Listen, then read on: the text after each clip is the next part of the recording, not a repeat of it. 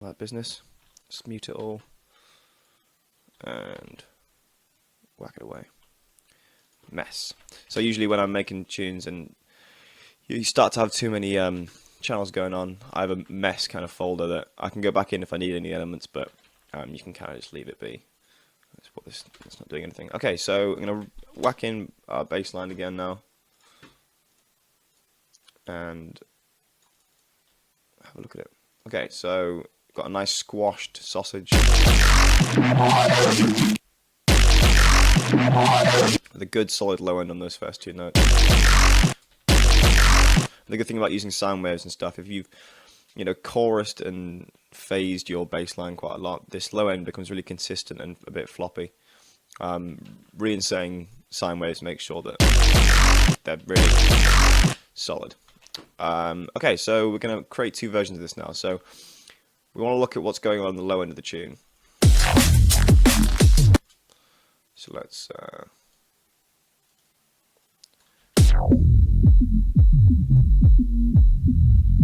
so the elements down there, the low end of the kick and the low end of the bass line, right?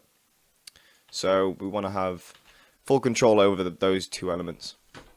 So we're going to split the kick into two versions of itself.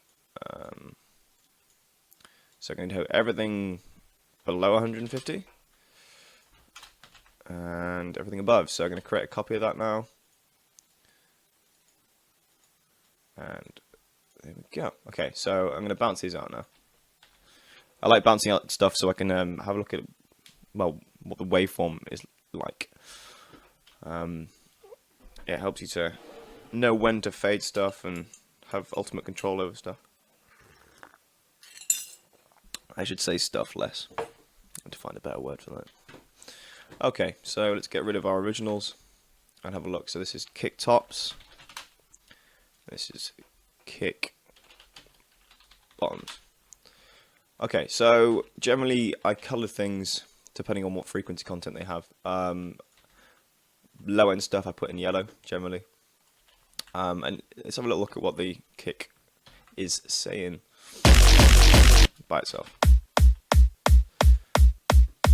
So interesting that the transient is straight away, obviously. It's the first element of the tune, of the sound, sorry.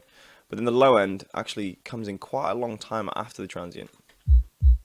So if you were fading the low end of your bass line on the kick, if you had it normally, the loudest part is the start, so you'd probably fade for then.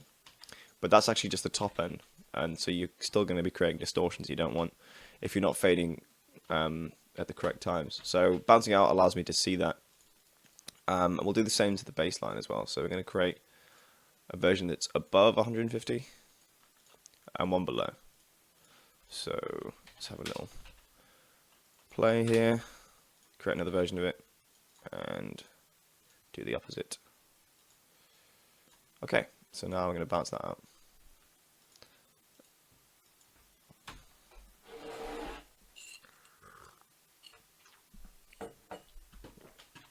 Alright.